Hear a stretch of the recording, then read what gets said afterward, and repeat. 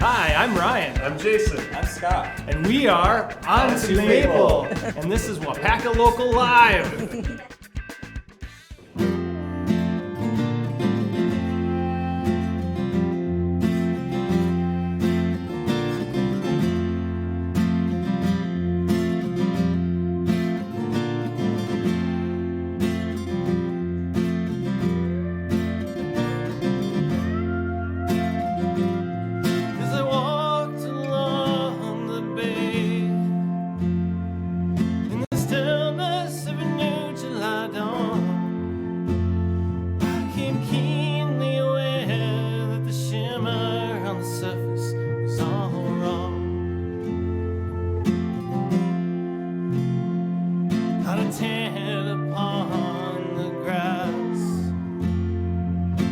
Towel in the trees, and I saw the tracks from a panicking mass pounding from the shore. Who knew what for?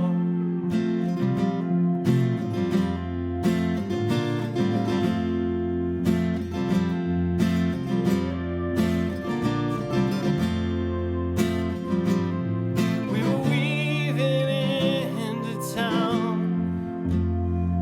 Catch a movie, catch a break, just unwind. And the fireworks went off for a holiday. It hits you from behind and leaves you blind. But we're on the bus, oh no.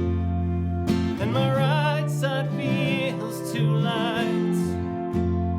And you take my hand, try and understand. There's nothing to fear, won't happen here.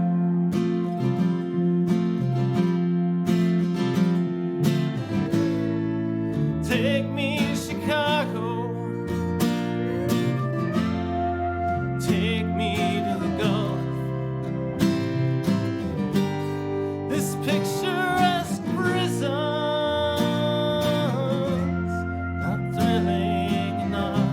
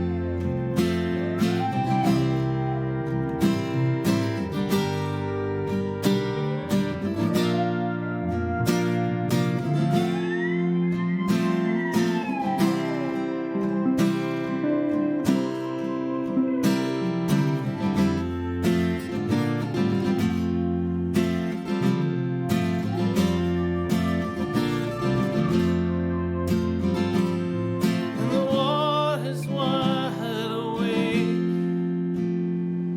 and the lines are half mile long, and you learn to cope just as good as hope.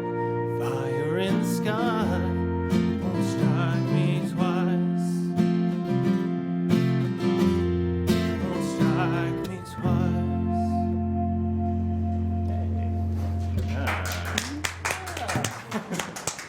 That was Bull Sharks Upriver. Welcome to Waupaca Local Live. I am Tammy Joberg, I'm Barbara Latke. and we're from the Waupaca Community Arts Board, and we are hosting tonight Onto Maple. Can you tell us a little bit about Onto Maple? How did you come up with that name? How do you? I didn't come up with that name. That would be this guy. It kind of stumbled upon it because looking at the Toronto Maple Leafs hockey logo, kind of deciphering that and looking at the wording. If you take out the first part Toronto, it says onto, and then Maple, take the Leafs out. I'm like, that's kind of catchy. But then I thought, so I grew up in Chippewa Falls, Wisconsin on Maple Street. Ryan lives on Maple now in Marshfield. So I thought, Don't tell the authorities. It's kind of nice. I was like, oh, that's kind of a neat. Can use that leaf logo. It's kind of northern. It's kind of incorporates our history and current status. And So also, kind of like, came yeah. all circle. Yeah, and like every small town band, like every small town has to have a band named after a road. So we are Marshfield. There's always a Maple Street or Maple Avenue. Yeah. Well, I get the feel from you guys in this first song that you played, Bull Sharks Upriver, that you're a northern band. You guys you derive your lyrics from. Okay, Yeah. so this is Scott. Yes. And Ryan and Jason, Yep. and apparently you're 90% of the songwriting. Lyrically, yeah. Lyrically, I'm Yep. sorry. And that beautiful lyrics that you just read about picturesque prison, and I was just jotting down those great lines.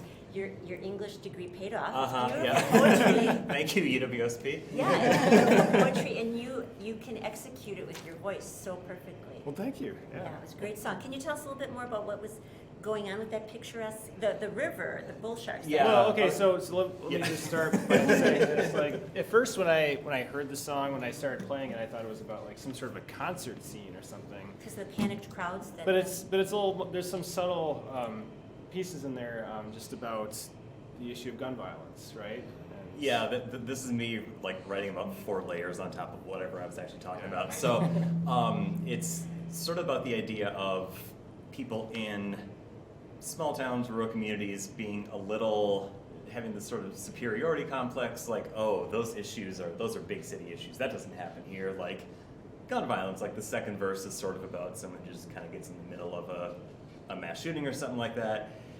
Yeah. Equating that to people a on massive crowd pounding Yeah. on the shore. yeah, you know, equating it to that kind the of shit. first verse is like someone who is walking along whatever the Mississippi River, something like that, thinking, oh, it seems like maybe there was a shark attack, and not realizing that actually can happen here. So, yeah, that was, I don't know.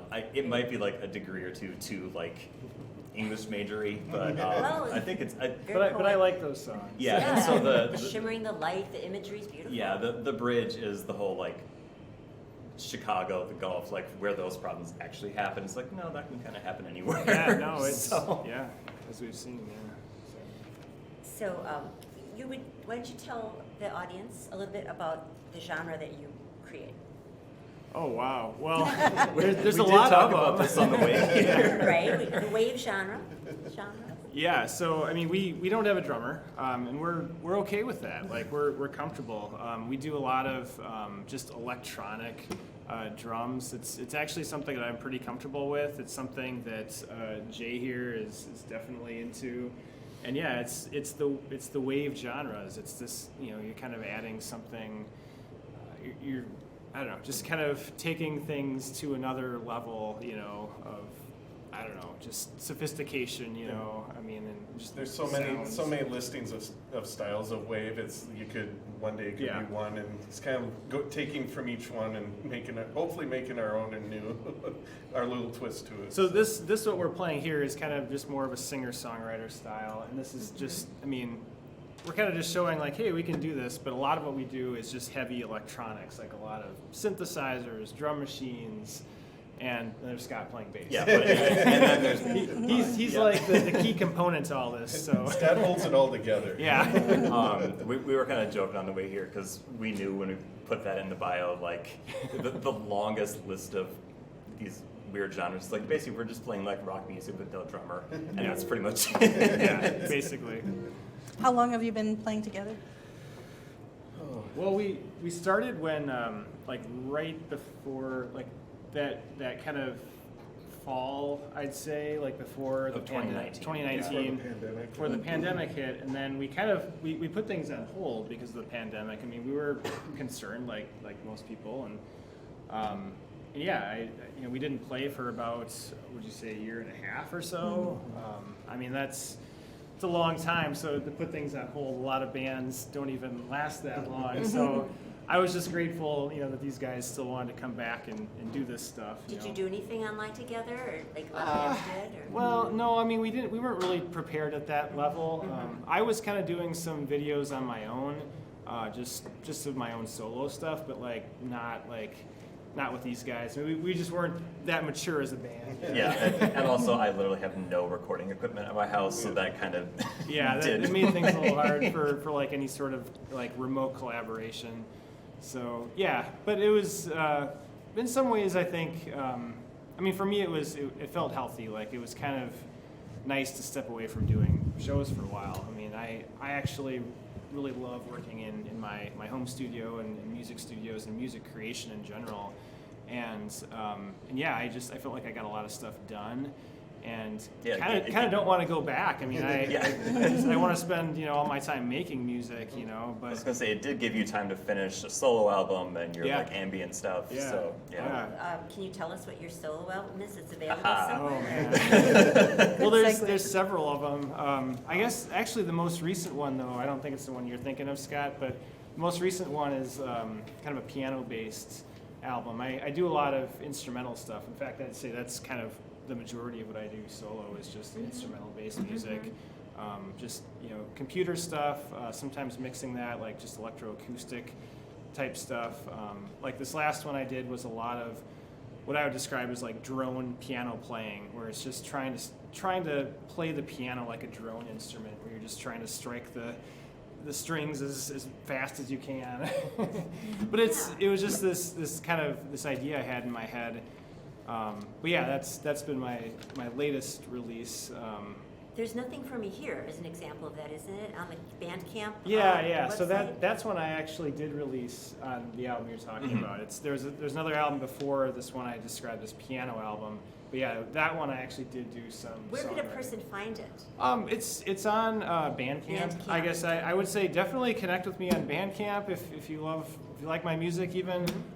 There's like a subscribe option like for a mailing list and stuff like that. We can put it on our Facebook link for Yeah. this event tonight, so Yeah, you can I find mean, that. but there's also the Onto Maple Onto Bandcamp Maple page. Bandcamp. So they're two separate things, but yeah, I'm kind of the the piece of the puzzle in both.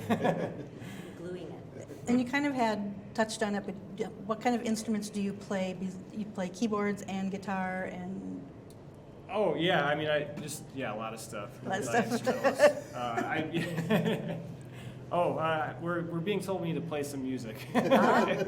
All right. All right. Time for Well, the next that's song. very good. Well, we'll get back to that. And this next one is called One Street Over.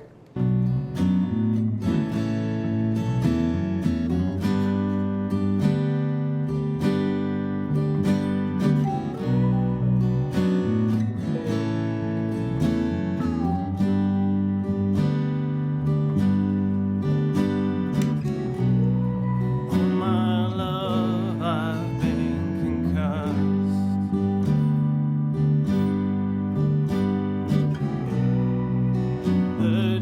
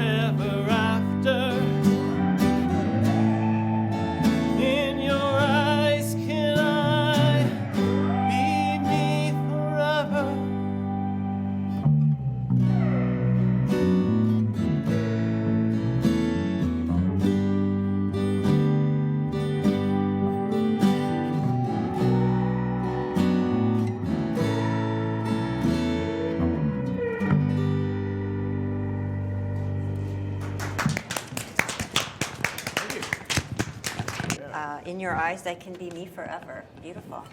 Matters of the heart. Yeah. Yeah, so There's a good story. yeah, so this one, so I've had like 3 concussions as far as I know, probably more from high school football and everything. So this was me sort of, I mean, it's the closest to an autobiographical song I've probably ever written, and also the closest to a love song I've ever written. But because I'm me, I can't just write a straight love song. I had to make it like, try and live in the moment, because with all this going on, maybe I just won't remember in however long from now. Dementia.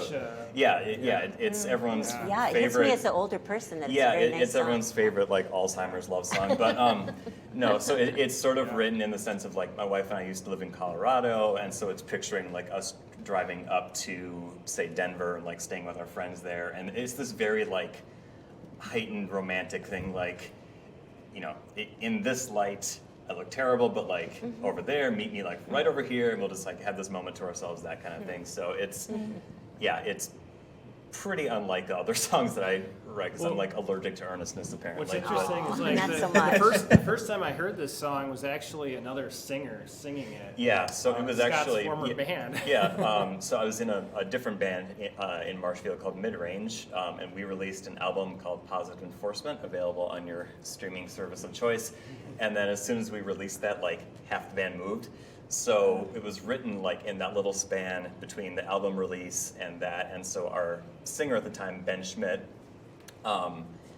we were just kind of like working on some new songs, and I had written these lyrics. And again, I have no sense of like melody. So it's just like, here's some words, make this a song. And he had this kind of chord progression that he'd kind of had lying around, and it fit these lyrics really well. And then when that band kind of disintegrated, I brought this song to Ryan, and because like we had played it a couple times, we'd kind of done this like I love the song, Yeah, and yeah.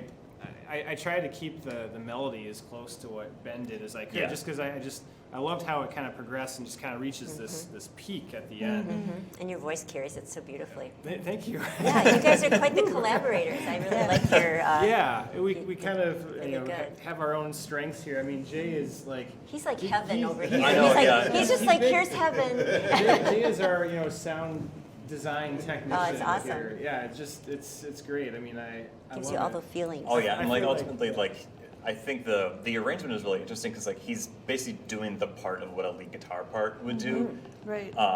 And so Yeah. actually the guitar player in our band, Josh Gershner, came up with a This is really mid-range. pretty Mid-range, yeah. yeah. Came up with a very pretty guitar part, this kind of like counter melody thing, and actually between the piano on a different version of the song and what you're doing, we try and replicate that. So this is the closest to like an existing version of a song that we have. So yeah, I'm very proud of that song, just because it's so different from how I usually write. Well, you should be. Yeah. I have a question that we got from our sound engineer. Oh. He said that you have a Geddy Lee bass that's quite remarkable. Is that true? Yeah. So how this bass kind of came Most into. expensive piece of gear up here. Oh my God! Yes. What he said. Also, I actually remembered to turn my mic on for this round of interviews. So yep, cool, great.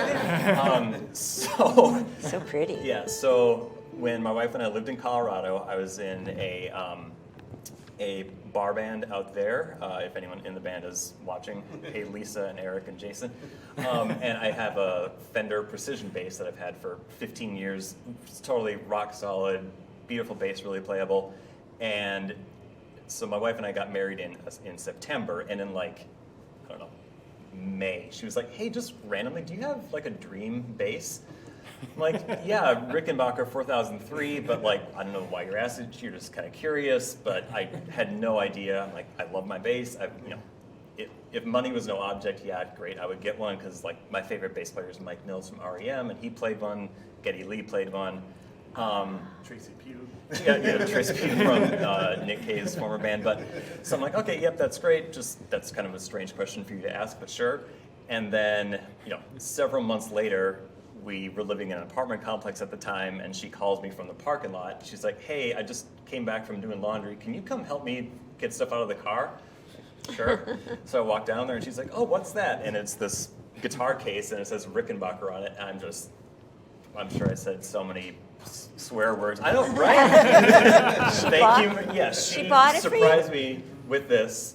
Kind of a late Dream wedding gift? present for a Just, musician, yeah, just bass like player. this anniversary gift. I'm pretty sure it was Yeah. our first anniversary Oh, too. how beautiful. Yeah, and it was. I'm like, give me a card. She got me a toilet seat the next year for anniversary. Like, So you're set for life. Oh, yeah, I'm set for life. Like, we don't Well, need to it's- do dinners, anything. it's- well- It's absolutely perfect. Apparently So, very yeah. beautiful. It is beautiful and Yeah. sounds beautiful. So, well, I don't want to talk too much. Do you have No, any you're more good. questions before we go into the third? Did you grow up with music? How did music come into your life? We What- actually Yeah, go kind of for it. grew up. Oh, we grew up in the same town. Yep, Jay, and had the Jay same and I. piano teacher. Oh, Yeah, that's yeah, nice. Julie Lease, Yeah, right? yeah. Yeah. Oh gosh, yeah. I lived like basically right across from her. Yeah. But I think, yeah, I don't know. Yeah, I think she moved on to Yeah. twice. But yeah, so we've actually, I think we played in a band together We've- back when we were in high school.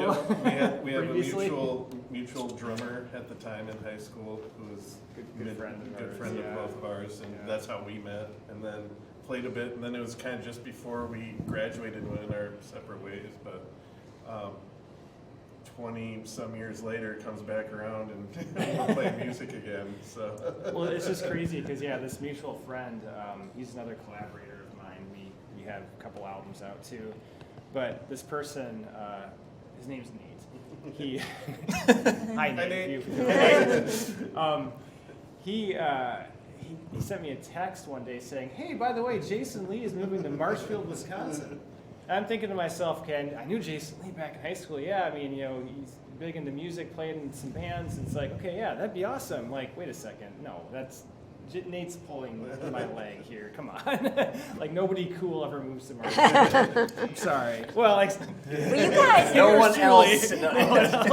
you changed my perception of Marshfield. So, anyways, Little by little. yeah. Thank you. But yeah, so he moved to Marshfield, and yeah, I think you know we hang out a lot. Our wives are they hang out too, so it's kind of a good Nice. I kinda bonding had- for both. had a few songs or remnants of things possible from moving out from Yeah. Idaho, moving here from Idaho, and Yeah. we recorded Chippewa Falls, and Yeah. Yep, but kind of grew out of that, I think. but yeah, a song called Chippewa Falls, which is Yeah. on our Bandcamp page. On, Check it out. It on is to good. Maple. Both songs are good. Yeah. But yeah. Well, I think we better, before we get the hook The again, little- yeah, I the didn't like little that. sign, So your next song's called Warmer Kind of Cold. Again, you make it, giving me the feel of the northern band here. So.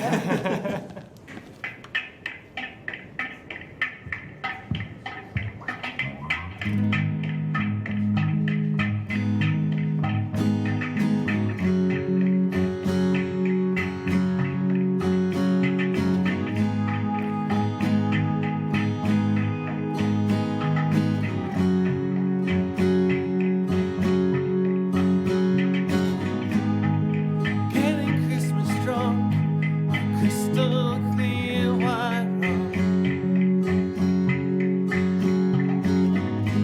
rum. Somewhere near the coast, sick it worse in spite at most. The gray blue light of day takes solace in the turning. Turning round and round past the heart's constant pain. Calming down, breathing and seeking out the air.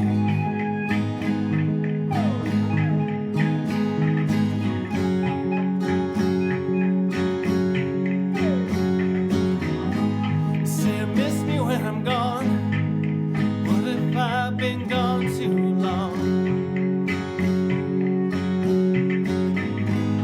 Could try to go home. Right now I'm not sure I want to know. And the gray blue light of day takes solace in the turning.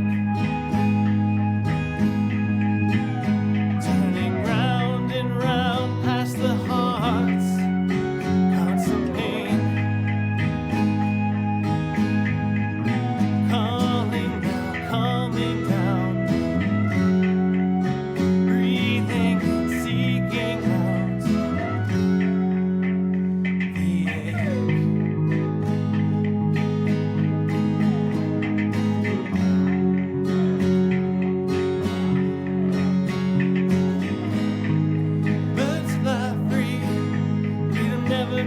that much to me.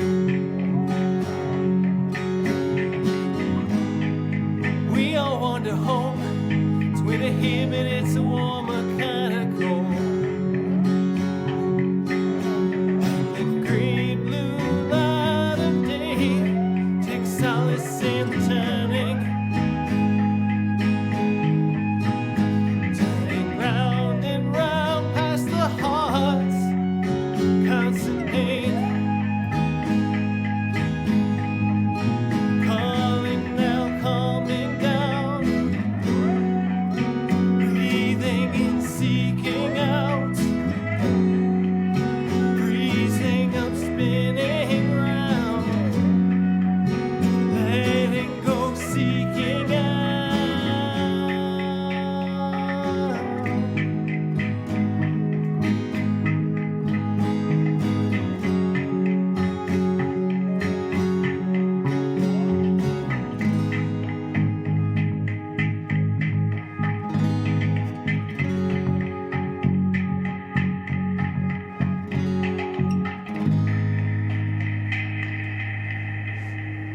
Hey, I'm go. Tell us about that song. Okay, so that was another one that I wrote with Ben Schmidt and Josh Gershner from Midrange. That was actually this one, and the next song we're gonna play, and Bull Sharks all kind of came. Ben, we had a They were reject songs. yeah, they were I'm leftovers. No, we had it was I think it was like 2017 or 18 when we had one of those awful April snowstorms. And Ben was just like sequestered in his house for a weekend, and he just had his guitar, and he came up with like four like chord progressions and melodies with no words, and he just sent them over. He's like, write something to this, and that's honestly how I write best, is when someone sends just like, here's a melody or here's some just nonsense syllables, and like try and fit the words to it. Well, it was kind of like a quarantine style of writing, like, you know, that people Yeah, are doing. yeah. Like, but before that, like, Yeah, as it only, turns out. only because of weather. Because of the freezing hellscape of snow. So that was one where, so Ben actually wrote the chorus to that one, and we pretty much left the lyrics unchanged.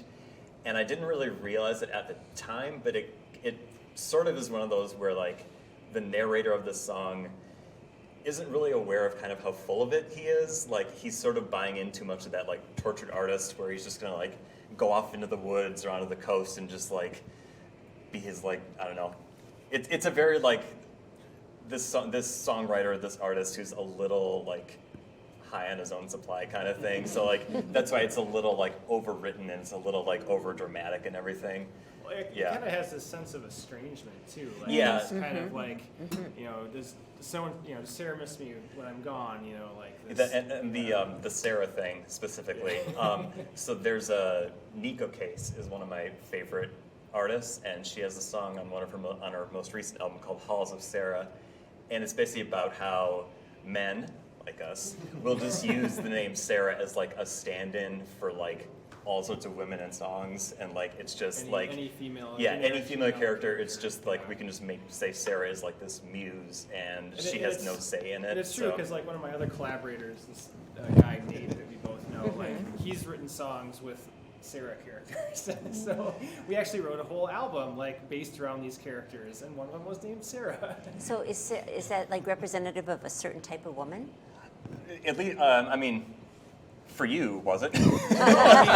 Speak for yourself. Yeah. No, in the album, in the song that I'm thinking of with Nate, like it was like she was like this rebel from the '60s. Like she was like really wanting to buck the system. Like that was kind of her mentality. But the name has nothing to do with the character. Really, it's just like Scott said. It's like a stand-in name for any female character. Yeah, and it's so in mind the fact that this like the character in this song would pick Sarah is like this is a very like sort of not very self-aware artist songwriter guy. So it was not written about you. It was before I actually knew Thanks, this your Scott. Sarah stuff. This is the first rift in the band when I reveal this. But, No, I didn't write the Sarah song, so I won't. That's the thing. Like I actually don't. Yeah. I've written songs, but this has actually been kind of a fun experience, like just having to singing someone else's. yeah, because usually it's like Do you ever make any changes when he comes up with lyrics and you want to? Yeah. Quite often. Often? And honestly, a lot of it is fitting the lyrics to a melody because again, I don't come up with melodies. If you asked me to come up with a melody, it would just Or just be to like get the right number of syllables in for this. When you're line. actually singing it. Yeah. Yeah. So like when I try to write the songwriter that I would most try to be like is Mike Cooley from the Drive-By Truckers. His ability to fit just very beautiful lyrics, like fitting the meter absolutely perfectly, like it doesn't feel robotic. It doesn't feel like stilted. It's just like totally plain spoken. Like if I can do that. I Great. think you're So- succeeding. I'm impressed with your poetry and the music. Well, I think for me too, it's like with their dynamic of being able to kind of take away, edit, and reform, it's like takes some pressure off of me where it's like, I'm just gonna write a few phrases. Oh, that sounds good. Here, maybe you can use this or Yeah, not. you get to have fun. So I get, Yeah. so anything with lyrics I can come up with, it's like I'm not stressing out about long form. I'm like, here's a few sentences. Can this fit in here? Yeah. So I'm just gonna keep a scrapbook or Well, a and that's- notebook of That's a great lines. idea. Yeah. I mean, that's honestly how just about all the lyrics that we've written is like a phrase that I'll like think of, like usually either when I'm in the shower or when I'm driving when I can't actually write it down. It's like, okay, I'll just keep that in my phone for 6 months and then like another phrase pops up and like, okay, well together this could be a song and then it kind That's- of goes from there. So It's really something. And that's true collaboration, as you work together and weave everything together, and that's how come that weaving Our makes you who strengths you for are. sure. Using our Yeah. strengths Yeah. together, yeah. So actually, a riff that you had for a long time is one of the songs that we're actually playing at another show. It's a riff that, you had on a keyboard for years, and he brought it, and we just kind of wrote a bass part and lyrics to it. Never and- had lyrics or anything. Got it all figured out. What's the name of it? That one's Locals. Locals? Yep. And you have some gigs coming up? We do. Well, yeah, one big one. Tell us One- about that one. So I used to went to school at UW Superior and lived in the Duluth area from 98 to 06 and played in bands up there, and they have the Homegrown Music Festival. So I played in that a lot with various bands, and since 2006 was the last time I've been up there, and now we're with the band together. We're going to make a return. And It's the homecoming. It's a homecoming show. Well, to for him, the for Northland. Scott and I mean, this is Yeah. brand new, so So we're- we were very fortunate to be able to be a part of it, and looking forward to seeing some friends and. Where did they hold that festival? So it started out very small, 22 years ago now, as a birthday party for one of the founders, and it's just a weekend bash with like 10 bands, and it has grown into a 7-day, week-long Oh, event wow. with poetry and arts and video and food. but it's utilized between Duluth and Superior, and it's all the venues that can hold music. So Okay. it went from 10 bands to I think I know there's over 200 right now. So all sorts of So it's a venues. week long. Indoors, Yep. because the weather And next they have week, kid, or I know they have a kids. 2 weeks into They have a June. kids Yeah. area. I'm not sure if it's every day or if it's a specific day, but they have a kids area with music. I know it's at they incorporate everything. But you can see online, I believe, at DuluthHomegrown.com or org. But they have DuluthHomegrown.org. They have all the events on there. So and the What's- schedule of the. We're getting the. Are we getting the hook again? Wrap it up, they say. What were the Okay. dates of the festival? Yeah, It's May 1st through the 7th. And you'll be And there? we'll be playing Friday the 6th. Yeah. Okay, Homegrown Music Festival, Yeah. we can Google that. Check it out. So this Okay, is so your there's- last song? One more Yes. song Yeah, called so The what- Courtyard? The courtyard, Courtyard. yeah. Why don't you tell us a little bit about it before you play it? I'd like to know what I'm getting in for with the Oh courtyard. man, this is No? gonna be a long story. Okay. Well, maybe not then. Well, it's about Should we do it now? I'll Before, just say it's about loss. I mean, it's Okay. We'll abbreviate it now and then. okay. All right. Go for it. About loss. 2, 3, 4.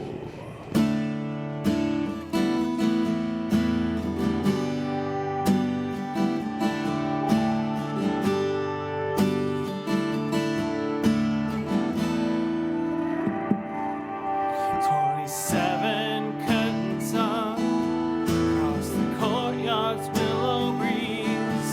Watch them live, they never noticed me.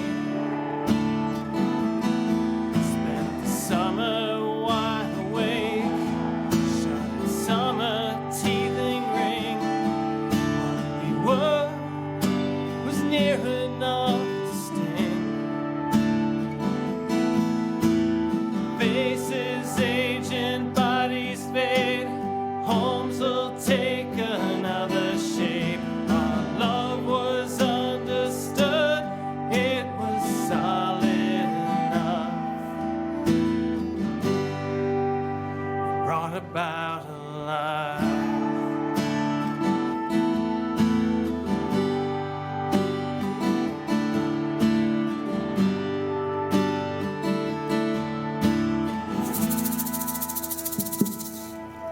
Then in April he was down. She brought water and tangerines, hand in hand, the way it ought to be. All the cruelty in the world, all the rowboats tied to shore. It's not fair, why he have to go? Aging bodies fade, homes will take another shape. Their love was purity, it deserved more time. It breathed the fire alive.